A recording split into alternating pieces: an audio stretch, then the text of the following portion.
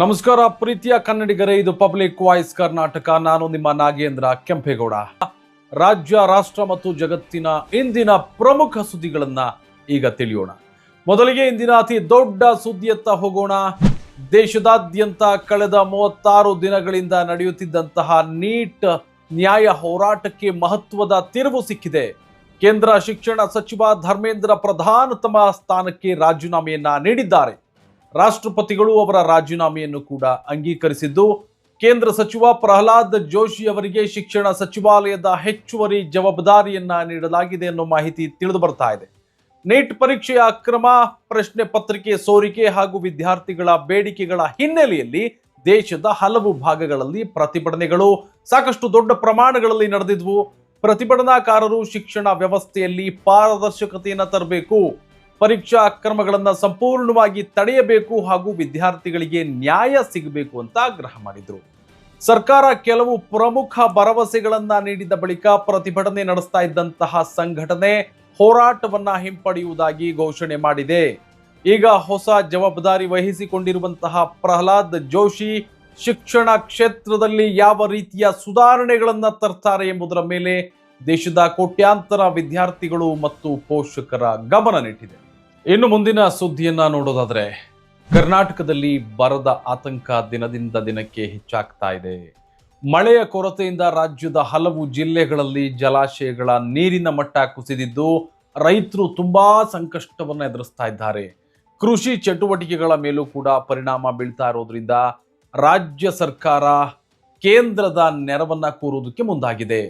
ಮುಖ್ಯಮಂತ್ರಿ ಡಿ.ಕೆ. ಶಿವಕುಮಾರ್ ಅವರ ನೇತೃತ್ವದ ನಿಯೋಗವು ಪ್ರಧಾನಿ ನರೇಂದ್ರ ಮೋದಿ ಅವರನ್ನ ಭೇಟಿ ಮಾಡಿ ನಮ್ಮ ರಾಜ್ಯದ ಪರಿಸ್ಥಿತಿಯ ಕುರಿತು ಅವರಿಗೆ ವಿವರಿಸಿ ನೆರವನ್ನ ಕೋರುವುದಕ್ಕೆ ಸಿದ್ಧತೆಯೂ ಕೂಡ ನಡೆಸ್ತಾ ಇದೆ. ಇನ್ನು ಕುಡಿಯುವ ನೀರು ಹಾಗೂ ಕೃಷಿಗೆ ಅಗತ್ಯ ಕ್ರಮಗಳನ್ನ ಕೈಗೊಳ್ಳುವ ಬಗ್ಗೆ ಸರ್ಕಾರ ಈಗಾಗಲೇ ಚರ್ಚೆಯನ್ನ ನಡೆಸ್ತಾ ಇದೆ. ಇನ್ನು ಮುಂದಿನ ಸುದ್ದಿಯನ್ನ ನೋಡೋದಾದ್ರೆ, ಕರ್ನಾಟಕದಲ್ಲಿ ಪರೀಕ್ಷೆಗಳ ಭದ್ರತೆಗೆ ಮುಖ್ಯಮಂತ್ರಿ ಡಿ.ಕೆ. ಶಿವಕುಮಾರ್ ಕಟ್ಟುನಿಟ್ಟಿನ ಸೂಚನೆಯನ್ನ ನೀಡಿದ್ದಾರೆ. ಇತ್ತೀಚಿನ ಪರೀಕ್ಷಾ ಅಕ್ರಮಗಳ ಹಿನ್ನೆಲೆಯಲ್ಲಿ ಜಿಲ್ಲಾಧಿಕಾರಿಗಳು ಮತ್ತು ಅಧಿಕಾರಿಗಳೊಂದಿಗೆ ನಡೆದಂತಹ ಸಭೆಯಲ್ಲಿ ಮುಂದಿನ ದಿನಗಳಲ್ಲಿ ಯಾವುದೇ ಪ್ರಶ್ನೆ ಪತ್ರಿಕೆಯ ಸೋರಿಕೆ ಅಥವಾ ಅಕ್ರಮಗಳಿಗೆ ಅವಕಾಶವನ್ನ ನೀಡಬಾರದು ಅಂತ ಮುಖ್ಯಮಂತ್ರಿ ಸೂಚನೆಯನ್ನ ನೀಡಿದ್ದಾರೆ. ಎಲ್ಲ ಪರೀಕ್ಷಾ ಕೇಂದ್ರಗಳಲ್ಲಿ ಸಿಸಿಟಿವಿ ನಿಗಾ, ಕಟ್ಟುನಿಟ್ಟಿನ ಭದ್ರತೆ ಹಾಗೂ ಪಾರದರ್ಶಕ ವ್ಯವಸ್ಥೆಯನ್ನ ಕಡ್ಡಾಯವಾಗಿ ಜಾರಿಗೊಳಿಸುವಂತೆ ಆದೇಶವನ್ನ ನೀಡಿದ್ದಾರೆ. ಅಧಿಕಾರಿಗಳ ನಿರ್ಲಕ್ಷ್ಯ ಏನಾದರೂ ಕಂಡು ಬಂದರೆ ಕಠಿಣ ಕ್ರಮವನ್ನ ಕೈಗೊಳ್ಳುವುದಾಗಿ ಎಚ್ಚರಿಕೆ ನೀಡಿರುವಂತಹ ಮುಖ್ಯಮಂತ್ರಿ ವಿದ್ಯಾರ್ಥಿಗಳ ವಿಶ್ವಾಸ ಉಳಿಸುವುದು ಸರ್ಕಾರದ ಮೊದಲ ಆದ್ಯತೆ ಅಂತ ಹೇಳಿದ್ದಾರೆ. ಇನ್ನು ಮುಂದಿನ ಸುದ್ದಿಯನ್ನ ನಾವು ನೋಡೋದಾದ್ರೆ, ಕಾರ್ಗಿಲ್ ವಿಜಯ್ ದಿವಸ್ಗೆ ಇಂದು 26 ವರ್ಷಗಳು. 1999ರಲ್ಲಿ ನಡೆದ ಕಾರ್ಗಿಲ್ ಯುದ್ಧದಲ್ಲಿ ಭಾರತೀಯ ಸೇನೆ ಪಾಕಿಸ್ತಾನದ ಅತಿಕ್ರಮಣವನ್ನ ಹಿಮ್ಮೆಟ್ಟಿಸಿ ಐತಿಹಾಸಿಕ ವಿಜಯವನ್ನ ಸಾಧಿಸಿತ್ತು. ದೇಶದ ಗಡಿಯನ್ನ ರಕ್ಷಿಸುವ ಹೋರಾಟದಲ್ಲಿ ಅನೇಕ ಯೋಧರು ತಮ್ಮ ಪ್ರಾಣವನ್ನು ಕೂಡ ಅರ್ಪಿಸಿದರು. ಇಂದು ದೇಶದಾದ್ಯಂತ ಕಾರ್ಗಿಲ್ ವಿಜಯ್ ದಿವಸ್ ಆಚರಣೆ ಮಾಡಲಾಗ್ತಾ ಇದ್ದು, ರಾಷ್ಟ್ರಪತಿ, ಪ್ರಧಾನಿ ಹಾಗೂ ಸೇನಾ ಅಧಿಕಾರಿಗಳು ಹುತಾತ್ಮ ಯೋಧರಿಗೆ ಗೌರವ ನಮನವನ್ನ ಸಲ್ಲಿಸಿದ್ದಾರೆ. ವಿವಿಧ ರಾಜ್ಯಗಳಲ್ಲಿ ಸ್ಮರಣಾ ಕಾರ್ಯಕ್ರಮಗಳು ಕೂಡ ನಡೀತಾ ಇದ್ದು, ಶಾಲಾ ಕಾಲೇಜುಗಳಲ್ಲಿಯೂ ಕೂಡ ಆ ಯೋಧರ ತ್ಯಾಗವನ್ನ ಸ್ಮರಿಸಲಾಗ್ತಾ ಇದೆ. ದೇಶಕ್ಕಾಗಿ ಪ್ರಾಣ ತ್ಯಾಗ ಮಾಡಿದ ಎಲ್ಲ ವೀರ ಯೋಧರಿಗೂ ಕೂಡ ನಮ್ಮ ಪಬ್ಲಿಕ್ ವಾಯ್ಸ್ ಕರ್ನಾಟಕದ ಪರವಾಗಿ ಗೌರವ ನಮನ. ಇನ್ನು ಮುಂದಿನ ಸುದ್ದಿಯನ್ನ ನಾವು ನೋಡೋದಾದ್ರೆ, ಕೋಲಾರದಲ್ಲಿ ಐತಿಹಾಸಿಕ ರಥೋತ್ಸವ ಬಹಳ ಭಕ್ತಿ ಭಾವದಿಂದ ನೆರವೇರಿದೆ. ಸಾವಿರಾರು ಭಕ್ತರು ರಥೋತ್ಸವದಲ್ಲಿ ಭಾಗವಹಿಸಿ ದೇವರ ದರ್ಶನವನ್ನು ಕೂಡ ಪಡೆದಿದ್ದಾರೆ. ಜಿಲ್ಲಾಡಳಿತ ಹಾಗೂ ಪೊಲೀಸ್ ಇಲಾಖೆ ಕಟ್ಟುನಿಟ್ಟಿನ ಭದ್ರತಾ ವ್ಯವಸ್ಥೆಯನ್ನ ಕಲ್ಪಿಸಿತ್ತು. ಯಾವುದೇ ಅಹಿತಕರ ಘಟನೆಗಳಿಲ್ಲದೆ ರಥೋತ್ಸವ ಬಹಳ ಯಶಸ್ವಿಯಾಗಿ ಮುಕ್ತಾಯಗೊಂಡಿದೆ.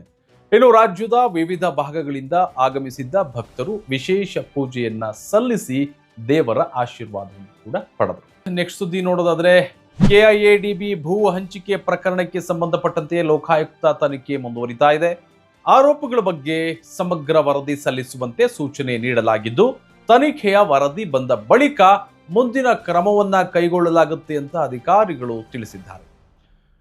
ಇವು ಇಂದಿನ ಪ್ರಮುಖ ಫಾಸ್ಟ್ ನ್ಯೂಸ್ ಸುದ್ದಿಗಳು. ಇಂತಹ ನಿಖರ, ವೇಗದ ಮತ್ತು ವಿಶ್ವಾಸಾರ್ಹ ಸುದ್ದಿಗಳಿಗಾಗಿ public voice Karnataka YouTube channel ಅನ್ನ ಸಬ್ಸ್ಕ್ರೈಬ್ ಮಾಡಿ.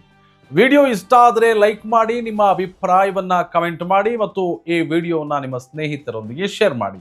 ನಾನು ನಿಮ್ಮ ನಾಗೇಂದ್ರ ಕೆಂಪೇಗೌಡ. ಮತ್ತೆ ಮುಂದಿನ ಫಾಸ್ಟ್ ನ್ಯೂಸ್ನಲ್ಲಿ ಭೇಟಿಯಾಗೋಣ. ನಮಸ್ಕಾರ.